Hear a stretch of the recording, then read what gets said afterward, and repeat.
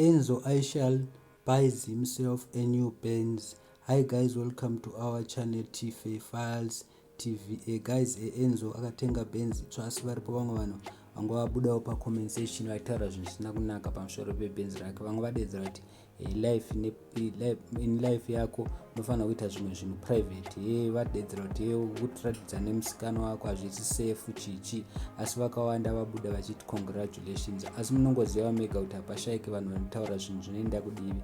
Varipo vabuda vakawanda vachidedzera kuti congratulations, asi varipo vanga vachidedzera kuti wealth nemukadzi chichi hazvisi boy. Ukaratidza vanhu mukadzi wako vanhu vachakutorera. Vamwe vadedzera kuti mota iyo ichafa chichi. Munongoziva mega guys, vazukuru vambuya nehanda vanotaura zvinhu zvakasiyana siyana. So please don't forget to subscribe to our channel. Asi isu tinongoti congratulations to Enzo Ishall for buying herself a new car. Thank you so much.